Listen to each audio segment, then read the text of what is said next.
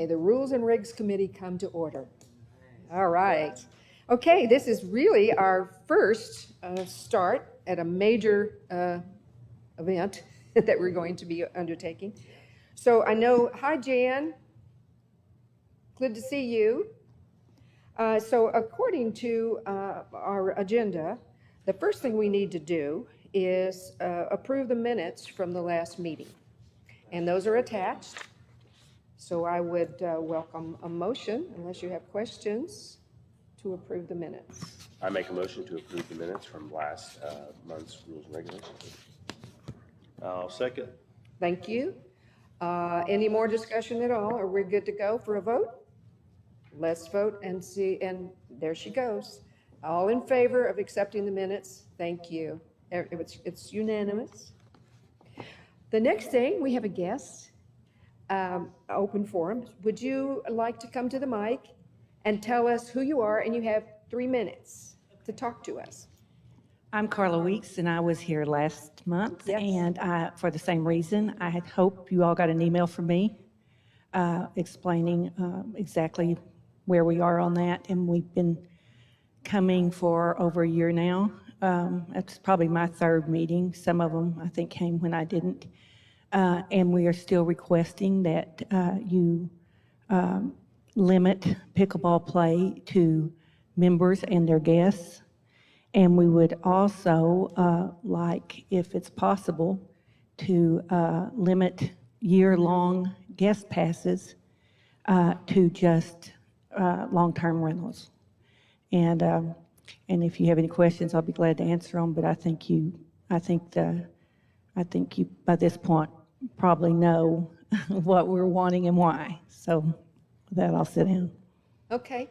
Well, you know, I think this might be a good time. Did you happen to come to the 5-year plan meeting last night? All right, Tom, do you mind going over, I think she's referring to policy 304 and the pickleball. Do you mind going over what you did last night in reference to the pickleball?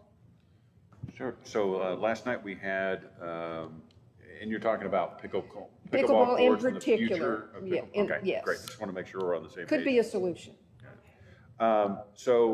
Last night we had the presentation of the 5-year strategic plan, and we talked about, you know, one of the elements is the growth in the interest of pickleball.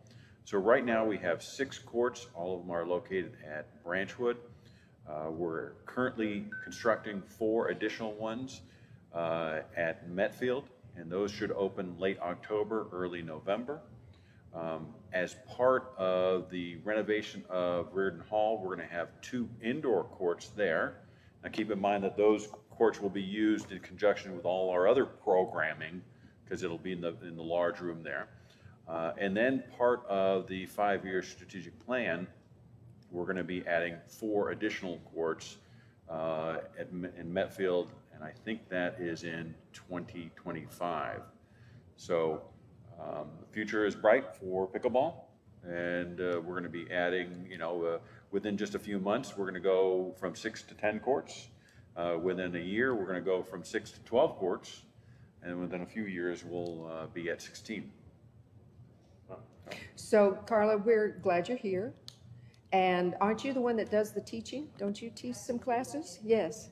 All right. So we're going to be addressing, we're not making any decisions today because that particular policy is part of a large, it's more than pickleball is what I'm trying to say. So we're going to be discussing that, and we have received your input. We do understand where you're coming from, but we need to make a decision that's for the good of all, and hopefully these new courts that are coming up will help relieve some of the traffic. I think it's going to, I mean, we're definitely seeing a large increase in interest, and when the 4 additional courts come online, I think it's going to relieve some pressure on the courts, so that'll be positive. You know, I still see time, you know, there's definitely, when I drive by the Branchwood courts, there's times where it's packed, but there's still times when I don't see anybody. Yeah. So, but I am looking forward to us having the 4 additional courts, which will greatly increase our capacity. Carla, you know, after reviewing what you've asked, I'm wondering, is there a particular offender that's generating a lot of this traffic, or some, because it feels like, as I look through this, that there's got to be just a few bad seeds out there that's making it known that I guess people can poach these courts or invite all their pals who don't pay any amenity fees to be there and hog the courts for the locals, right? So you're there all the time. You want to speak to that? The reason you're not seeing people at the courts when you drive by is probably because it's hot. And there will be times when you won't see it, but you know, like for instance, I'm starting a ladder in the fall where there is a demand for every court. I'm trying to keep a couple free so that walk-ons won't get offended and mad that we've tied up the courts. But bottom line is, no matter how many courts we have, we're getting huge. Bella Vista is growing by leaps and bounds, and we have all this interest in surrounding. We have all this interest in pickleball in surrounding areas. We have had offenders, but more than that, we want to prevent the problems that we've had in the past, even though they're not, I mean, you know, I've been out sick, so I can't name in the last 6 months because I haven't been there. But bottom line is, we feel as property owners, and one of the reasons we came here is that we would have courts that were defined just for people of Bella Vista and our guests. And no matter how big we get, we don't want to become a hot spot for the surrounding area. Not only because we may want to play on them, but the wear and the tear and the accountability of the courts are not there for those who come in from Cave Springs or Siloam Springs or wherever the heck they're coming from. And that's the whole point about not just pickleball, but people are becoming alarmed that a lot of our amenities are going that route. I'm speaking on behalf of pickleball because I live that and see that, and I love people being exposed to what we have. But bottom line is, I kind of want them to pay their share of it. I'm not opposed, and our group is not opposed. Some are, some don't want to ever compete, even for money. But we really don't want people to even pay to play on our courts. But if we have to choose in them paying free and them walking on and not paying at all, we would rather they at least pay for the help of the upkeep and that kind of stuff. And I've been on some of these forums where people are bashing right and left in increment thing. And part of that deal is, let's be good stewards monetarily of what we have now by not giving them away. And I'm a pretty democratic person, but I still don't want to pay, and I'm all for a $3 increase if that makes life easier on any of us. But people are not.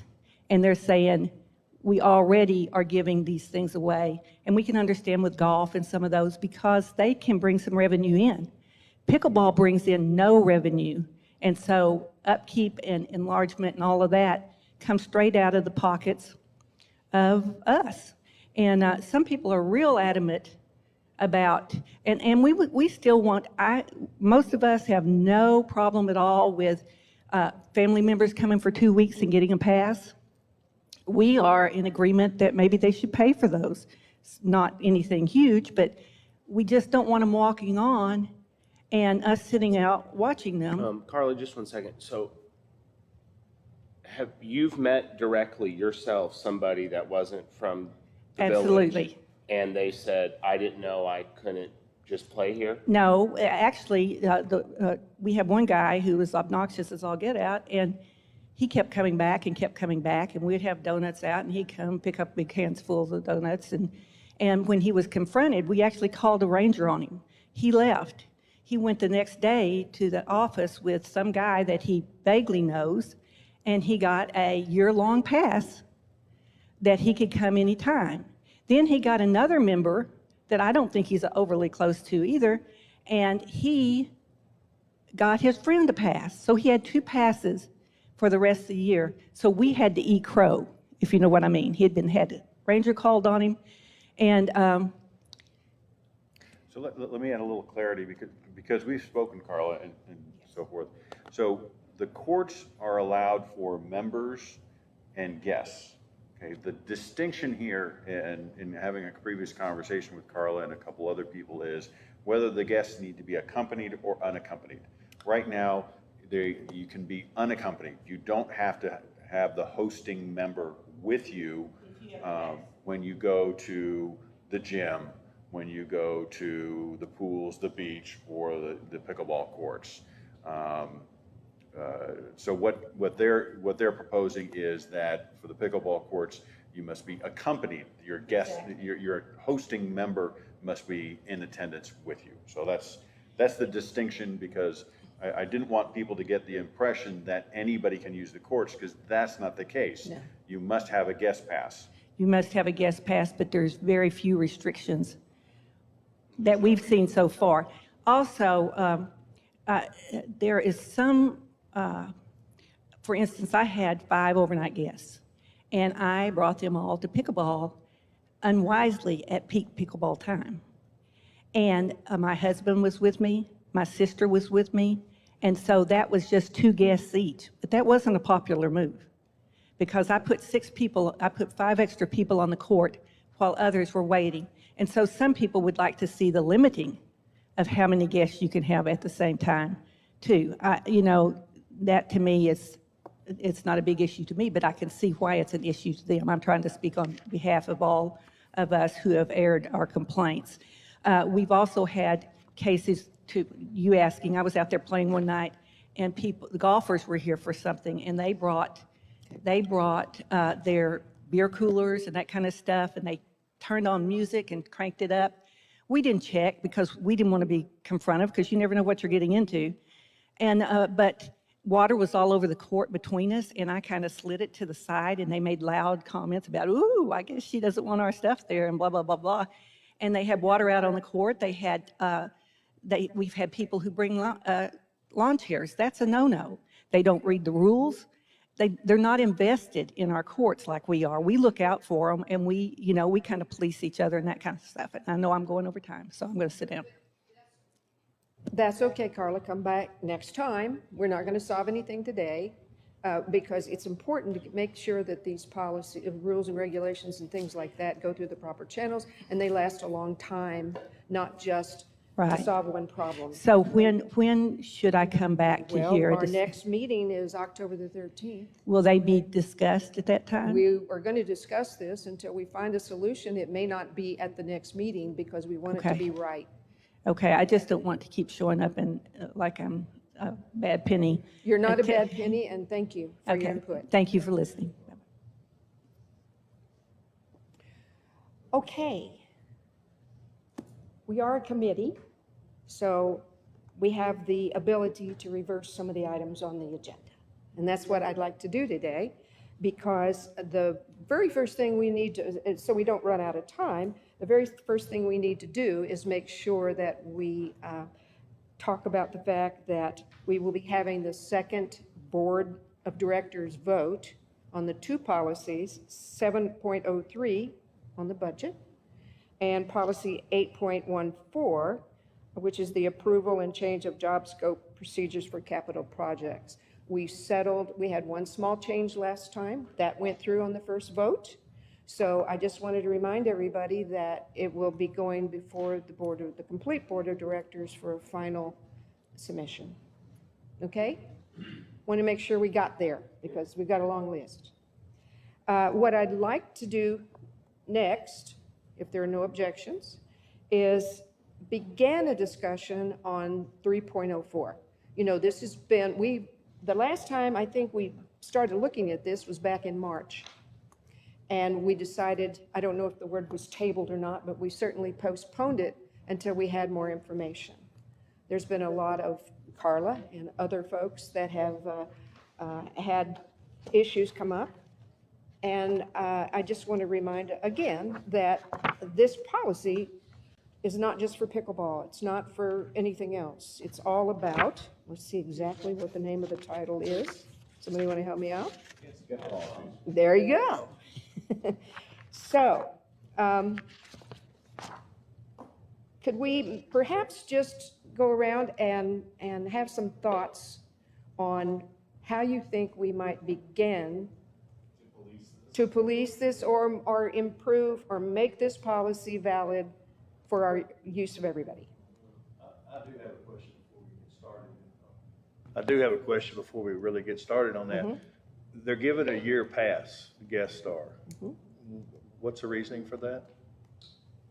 So if you're, if you have long-term renters, we'll allow you to get a one-year pass. Let's step back. Normally, in most instances, your brother, your sister is coming to visit. You're going to be here for 2 weeks. We're going to give it for that 2-week period. But if you have a long-term renter for a year, if you bring in your lease, we'll give you as much as a year. If you have a daughter or a son that lives locally, which we have a lot of those people, you know, grandparents live here, kids live in Bentonville or something like that. They want to make sure the kids can come up and meet them at the pool. We'll give those people a year guest pass also. Okay. It's at the request of the member. Anything else, Chair? No, I was just thinking about how we could work this. I mean, it would be I don't think it'd be cost effective to bring a ranger in and have him police that. It wouldn't work for us. If we had issues out there, do we have a phone that they can get to or a place they can call to bring somebody in? We encourage them to call the Lake Ranger, and Carla indicated that they did call the Lake Ranger one time. But in that case, what was occurring was within policy. They were a guest, they were unaccompanied, which is allowed, and so that person was not violating any rules, at least to my knowledge. Is there a way to, usually when the game's played in pickleball, they've got a limited time that group can stay on the court. There's no set in stone that says they have to get off after a certain amount of time, but from when I was out there, the people, they honored it. And they would challenge different groups and stuff like that. And there was some then that refused, just told it, well, you don't have the skill I've got, so we'll just keep it. And there was no accepted challenge. So that's going on. And so that's a problem I don't know how to juggle with. So, yeah, there's some issues. It's possible down the road we may need to get into court reserving, which we do at the tennis courts. But the tennis courts, we have a pro shop right there, and we can monitor it and so forth. So it's not quite as easy. Well, you want Jan to tune in on? Jan? Well, I was wondering, she was talking about the gentleman that went to a friend and got a year-long pass. How can a friend go in and say, I want my buddy here to have a year-long pass? Is that acceptable now?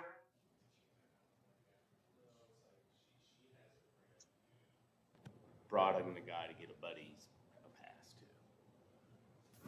too. Jan, just to kind of recap what you said, you have an example that you personally know of where somebody came in to get their friend a year-long pass? She's talking about what Carla said, I think. What Carla said. Yeah. Okay, so in that instance, you know, what Carla described was a member took a guest or a friend, however close they may or may not be, and that member got a guest pass for that friend. And, you know, the POA is not going to question, well, how close are you to this friend? Are you really, you know, we're not going to do that. If a member comes and says, I'd like a guest pass, we're going to give you a guest pass. However right or wrong that is with regards to their particular predicament. But I do want to make sure, and JB hit on this earlier in multiple instances, you know, we want to make sure we have a policy that lives the test of time, and also one that can be applied to globally, because our rules and regulations are already complicated. And if we have a situation where, well, you have to be accompanied here, but not accompanied here, and that's going to add additional confusion to our membership. And some will know it, but there's going to be a lot that just aren't going to know, and that's going to make it more challenging. So living the test of time, I think, is the key. And I hope that once we open the additional 4 courts at Medfield, that the pressure will go down and that the situation will improve. I'm hoping that that's what's going to happen. Could we let Jan, whoops, she disappeared. I was going to let her continue. She'll be back. Okay. Yeah, I guess thinking about it, it's almost impossible to place the honor system completely on the residents, to self-police that, because I think you get those examples like my skill's better than yours, and clearly she's got a half of business started on these things, so she's got her own hustle, and by her own admittance had brought 5 guests over too, and so, but then I'm thinking, well, if we're gonna have 16 total courts, it's one of the largest growing sports, yeah, we don't currently have a pro shop sitting next to our pickleball courts like we do tennis courts, but could there possibly be another retail opportunity for us in the pickleball world where we could somewhat police a section of courts that you could charge for, and then maybe those become more of the known guest zones, and then the other way you could somehow, I'm just thinking of how I've seen tennis courts work in other communities that have been gated communities, but they're essentially have some sort of pass that they bring and they display it on the fencing. Right. When you go in, your card is listed. When you go to the course, you bring your card with you. Mm-hmm. So when it's your time to play, it's put up. And that way the other folks that are watching can go, oh, look, Judson's really great. Man, he stinks. He should really be at the other course. So I don't know. I feel like there's a couple different ways, and it's only getting more popular. And yes, we don't monetize it right now, but it doesn't mean that we shouldn't be trying to cater some money towards it later. And, in golf having such a lion's share of some of that, in a sense, I'm thinking, golly, man, this pickleball thing is really hitting in all the right spots with the membership. So I feel like we scratch a lot of itches there if we do them right in some kind of way. I don't know. And possibly,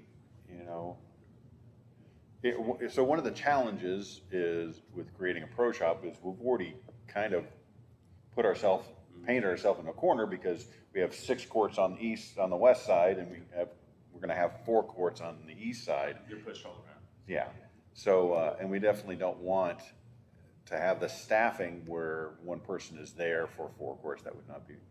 But maybe the solution is maybe we Gear Garden 2.0 plus paddleball. Or maybe we look at the 5-year strategic plan and go, you know what, 2025 is too far down the road.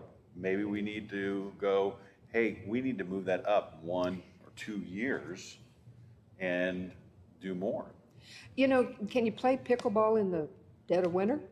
Because things are going to change, Of course, normally our seasons are pretty mild here, so that's probably the case.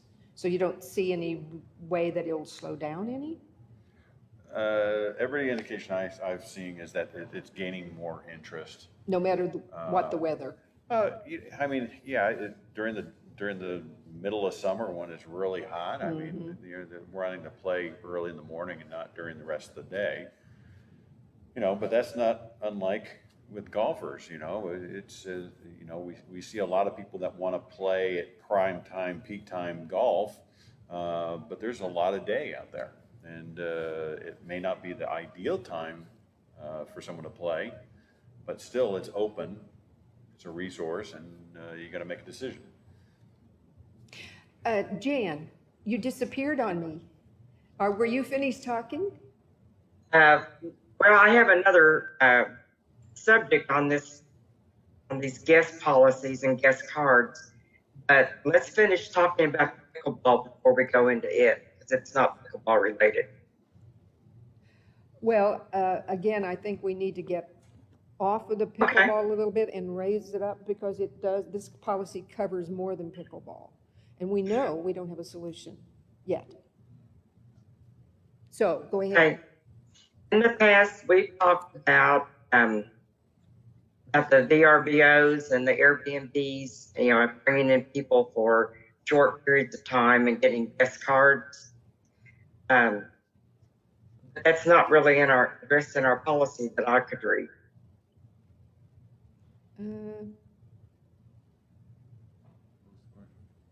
Talked about Airbnbs, limiting the number of guests guest that come cards I in. could give out, and Yeah, so guests, VRBOs, short-term rentals, they're required to get guest passes just like everybody else. If they want to use if their owner wants them to be able to use the amenities, they have to go get a guest pass.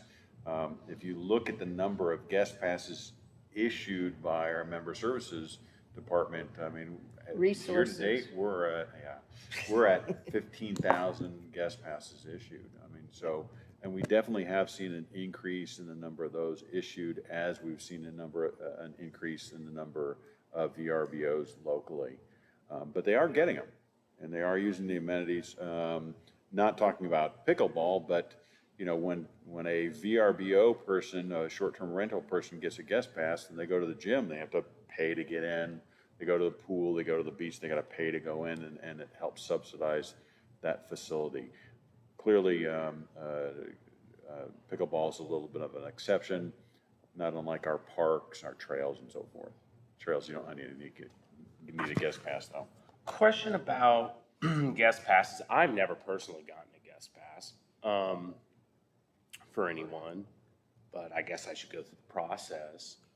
But kind of thinking, how do we monetize? Maybe you get a certain amount of guest credits to your account. Maybe North Star helps solve this for us.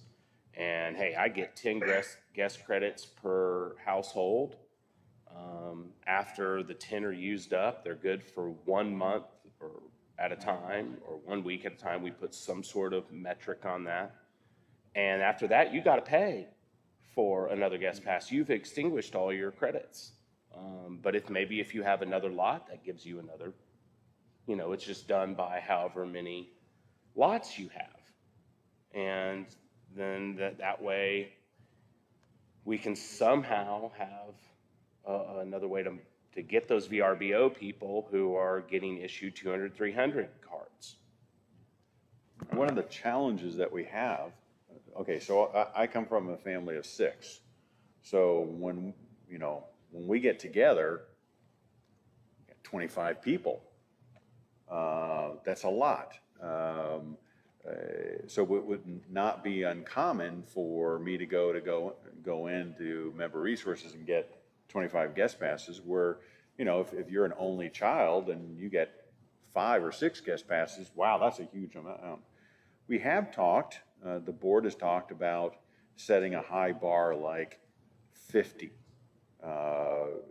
Members are allowed to get 50, and over 50, then you'd pay an additional amount, which would pretty much target the short-term rentals. I mean, that is a possibility. With North Star system, we would be able to track that. It's something to consider. There's the opposite side of that argument is an owner is whether they're living there or there's their business, they're an owner and they want to be able to monetize that. I'm not saying that I support that point of view, but that's their point of view. So I would just be careful on how you select what number you go with, because like I said, there's 6 kids in my family. It's a big.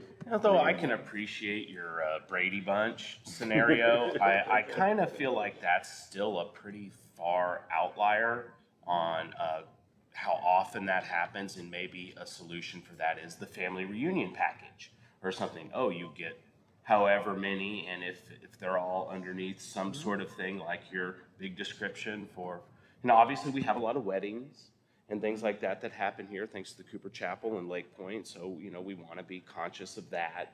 So maybe there is more of a mass package that you can apply for if it fits in line with some other questions we have to ask you. You know, we're not just going to just grant it for nothing, but I kind of feel like 10 sounds reasonable, but maybe you should at least have one per month. So that, and now that has me back up to 25 really, so you could have 2 people every month come visit you. Let me remind you that one of the biggest topics of the year at the city council right now is Airbnbs. And nobody has decided yet. They've taken 3 different plans and they're going back to the drawing board, and they're taking the best of all 4 plans, I think, together, and coming up with a definition of how many people can actually stay in that house. So you may not have those houses anymore that have 25 people in it at the same time. They may have to stay in different Airbnbs. So I'm not sure we can make any decisions here that we kind of need to wait and see what happens with the city's decision on Airbnbs. Does that make sense? You know, because cart before horse, maybe. I don't know. I think I'm going to steal David's term that he likes to use, a solution in search of a problem.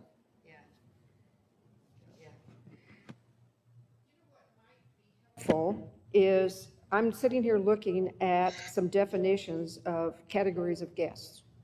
Could we look at that and read over each of those and make sure that those terms are up to date to what we still want to call them a sponsored guest? Do we still want to call them association guests? I mean, we talked at one time about association guests being part of the ambassador program, you know, so let's go over those definitions and see if they still apply.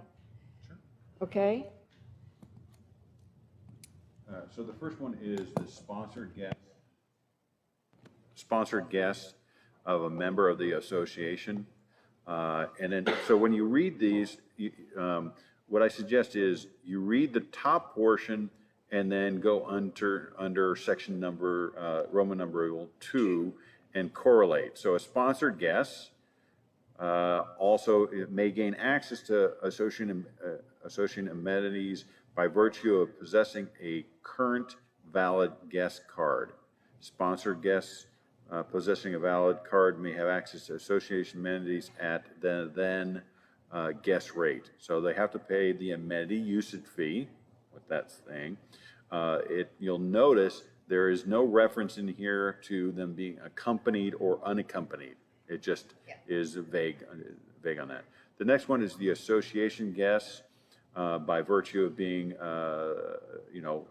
part of the association, and that allows. So what we've carved out here is like the Skills Park, Tanya Creek, Blowing Springs, the paved trails, golf courses, tennis, restaurants, and so forth. So that means that a person does not have to have a guest pass to go play golf, to go to the restaurants, to use the trails. The next one is reciprocal guests, and that's part of the declaration, correct? It goes all the way back to 65, so we can't change that one. But basically, it allows them, a reciprocal guest, like someone from Hot Springs Village, to come up. They still have to pay as they play, but they get access. So it's almost like having a guest pass. There's only one reciprocal guest availability, and that's Hot Springs. No, it's any Cooper community. In which are 3? Yeah, Tellico, the one in Atlanta, Cherokee. Yeah, there's one of Atlanta. I don't know. There's another one I can't remember where. Yeah, I don't know the name of that one either. Kansas City. I don't know. I could be wrong. And then the last one is a participation guest. And so that one is a guest that is participating in some sort of event. For example, if we had a fishing tournament or a tennis tournament or at the gun range or something like that. So Doug went through, I can't remember, let's see, he went through in October of 2020 and modified these to make them as clear as possible, and I think that these definitions work. Okay. But that doesn't mean you couldn't say, okay, under sponsored guests, we want to add a provision about being sponsored or unsponsored. You'll notice there is, we've talked about these carve-outs. If you look at number 4, section 2, number 4, no, sorry, section 2, number 2, the last sentence says, the Branchwood paved trail is not one of the paved or unpaved trails which is open to the general public. So, we've kind of carved that one out because people were coming from all over to use the Branchwood Trail. And so we try to stay away from those just because, like Tom said, it makes it more confusing. You just got to remember, oh, there's this one special instance, the Branchwood Trail, that has a different And use. Doug, has making that amendment there about Branchwood Trail made any difference to anybody? How would we know that was effective or not? Yeah, I'm not sure that we would know, but the board member that kind of pushed that through would probably say, yeah, that's helped. But, that's just anecdotally. I don't know. I don't have any empirical evidence of such. Yeah, we don't have ranger visits. We can, if there's an issue, the ranger can come out. If it usually kicks in when there's abuse of some sort and the person's out there all the time, and that nature. But it's tough, and always remember that it's even hard for us to get our own members to bring their own member card. They just don't, they just don't bring their cards with them. And Now, in North Star will help solve some of that because we will be able to digitally show their them. phone will become that, but that's not everybody has a mobile phone. But yeah, that's going to make it a lot better. But what ends up happening is our rangers go to a member and say, do you have your member card? And they're like, well, no, of course I don't. I'm a member. I don't have to. And that's makes it challenging our rangers. Question, Tom. So the stickers that we get for the cars and the kayaks or whatever, all as well and good as they are, I'm kind of sniffing a business opportunity for us. And maybe we start offering a nicer license plate that people can buy. Everyone's got that. In this state, you only have to have a back license plate. Most all the cars have a little front license plate, or the little cover that goes around the license plate that all of them can take that says Bella Vista member. Something I can get more permanent for my vehicle that sticks around. I don't know, what can we do that's better than the sticker? That's got a bit more permanent last. We don't have to update it as often. You pay a premium for it. Goes on your nice vehicle. You'd have to have an expiration date because you'd have people that, Buy. the black market buy a. Yeah, A Bella Vista remember that we had that issue. But I even think that's. Oh boy, we have. I mean, we have. We When you go to Pinnacle, you got a car tag. Oh, I know, but And that car tag doesn't cost them a ton. yeah, and I'm not trying to be Johnny Raincloud with every single idea you come up with, but some of the challenges that we have are, we issue 2 boat permits, so you have one for each side, and we got people selling the second boat permit and then claiming, oh, I thought I only had to put 1 on, but they've sold it to their buddy. So if there is any, when you way to hook it, they will. now that's not everybody, but when you have 30,000 residents, you're going to have some that are going to try and look for every angle they can get their hands on. Okay, so did I understand you to say, Doug, that looks like in June of 2020 that you went over some of these terms and you feel that they are still applicable today? Yeah, they are. It's not to say that things don't crop up and we revisit, but yeah, they're still very valid. If you recall, when Doug and I went through all 95 pages, this was one of the policies we went through. Fond memory. Oh, it was a lot of fun. We didn't have any recommended changes to this one. Yes. Okay, well, I don't think, like, as we said earlier, we're not going to solve anything on this one today. This one is something for us to think about, when you wake up at 2:30 in the morning and you can't sleep. Just pull out your policy book and that ought to put you I'll to just sleep. get one more closing note with you, JB. Until we get a regulatory body that wants to go around and check on these courts as part of their daily duties, I don't know if we're going to make a solution with any language change or any kind of hope for deeper self-policing. Exactly. I would like for us to consider a budget amendment to pay for another ranger who is specifically concerned with pickleball, and maybe we can add trailheads to that, and some of the stuff that I'm sure some of them are already doing. We have a dedicated person for this, and at least they can start to become aware of the offenders, and we can take out some of the bad seeds. Okay, so like I said, we just have probably 20 minutes left before we're over for today. But what I'd like to do now is not table, but postpone this, keep thinking about it, and we'll put it back on the agenda for next time if there's something that we could actually do in the meantime, because there are many other policies. And what I'd like to do now is remind everybody, and this is not only for us, it's for the people out there that are watching, would you give us, one more time, the hierarchy of where policies fit in? Sure. So you have federal and state law, which would govern everything, but then you have the declaration, which is probably the highest in, what's the word I'm looking for? The hierarchy. Yeah, the hierarchy, the highest in the hierarchy. So you have the declaration, then you have the bylaws, which gives a little bit more color, then you have the policies, which gets more in depth.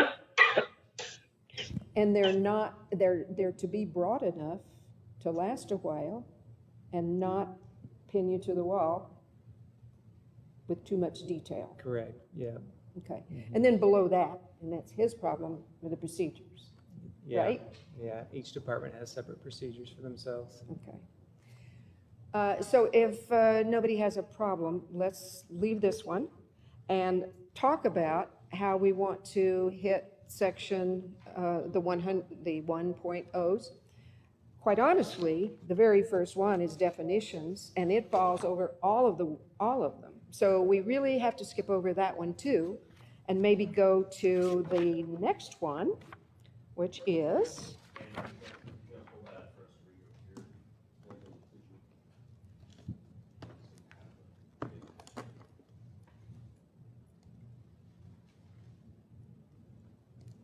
Jan, you still with us? Okay. This one is 1.01, and it is member access to association information. This one hasn't been updated since November of 18.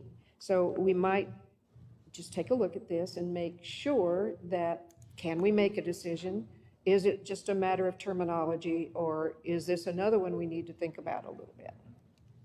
So I welcome anybody that wants to talk. So some of the changes that Doug and I have recommended down in this paragraph right here, where it says any action taken by a vote of the board at any executive session shall be reported. Yes. Instead of may. So It's a good old legal term. relatively minor change there. On the next page is in item 3. Other meetings? Is that what that is? It's under committee meetings. Committee I'm sorry, meetings. 2-3, if you want to Gotcha. call it that. Gotcha. So subcommittees, what we recommended, which is the second sentence right here, subcommittee meetings developing recommendations for the full committee may be closed and no minutes of the meeting are required. Because typically a subcommittee of the Lakes Committee and so forth, pretty informal meetings. And Not always a scribe there. no, it's hard enough to get a scribe for the full meeting. The next one is on number 4. All recommendations, instead of emanating, resulting, just easier language. I'm sorry, I'm lost. Help me I'm here. sorry, 2, Section 4? 2, 4, and Okay. then the second sentence. Okay, gotcha. All recommendations emanating. You recall some of the efforts that we were doing was to try and simplify the language. So we just changed Well, recommending. I really like that, though. Can we not change it to radiating, maybe? Emanating, resulting from such committee meetings, will So be this is accessible. really just Doug taking all the pros out of our wonderful policies. We're just really making it a lot easier to understand. If the meeting is closed to members, no minutes will be taken of the meeting. And so, once again, this is just trying to simplify things. We shared all these recommendations with the committee, some additional ones down towards the bottom, but nothing,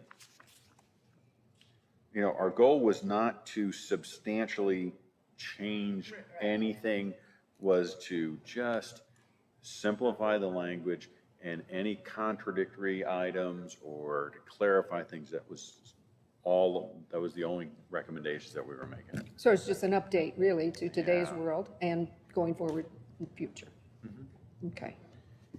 I guess this is a topic because we're being somehow under the microscope of not having enough of this stuff available. Is that the reason we're worrying about this? Is that people are calling into question that some meetings aren't being transcribed and thus not as transparent as they need to be to the membership? Just in general with our policies, people are getting confused because the language is hard to read. I'm not trying to pick on Doug, although I love doing that.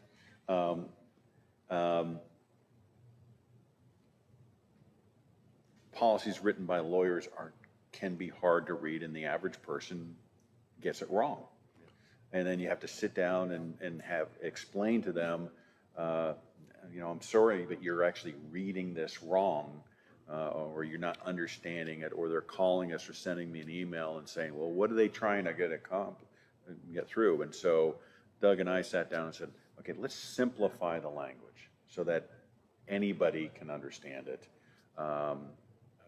And that's the goal. I mean, if you look, what is the New York Times is written in, 8th grade English or something like that? Reader's Digest was. Yeah, something like that. And there's something to be said for that. I mean, we want to make sure that we captured everybody, that everybody understands what we're trying to say, and not just a select few. So that's all the changes that you saw. We had some No, additional we had some ones. I'm additional sorry, ones? let me jump forward.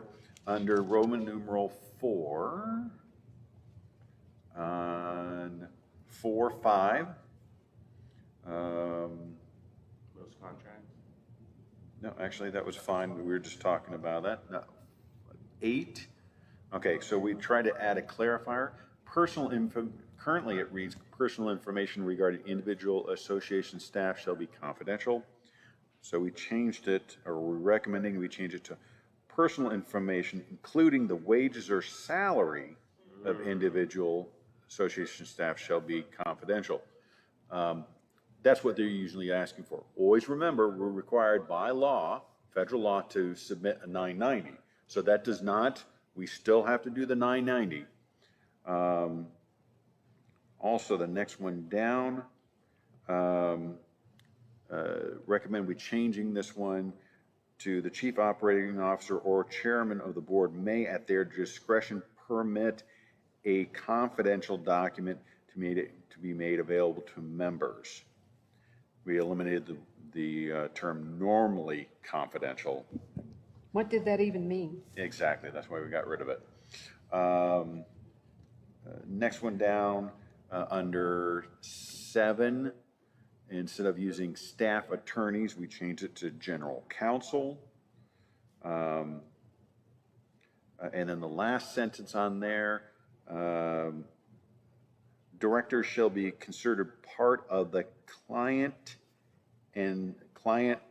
body and shall have the confidential access to such advice and opinions. So it's just, Is this a little to speak to some of the fears of, is that little portion right here to speak to some of the fears of kind of how the stump dump went down and how that, kind of guilt by association there, or whether we have any. It wasn't specifically for that, intended for that, but it's just more of an explanation that conversations between board of directors at the board level and myself would be covered by attorney-client privilege. So it's, it's affirmatively stated here that that's the case.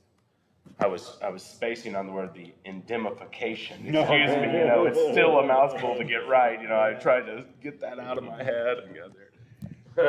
So you get the word of the day, Jan Hagan in the regular meetings is the big word guy. Yeah. So you can bring that up later.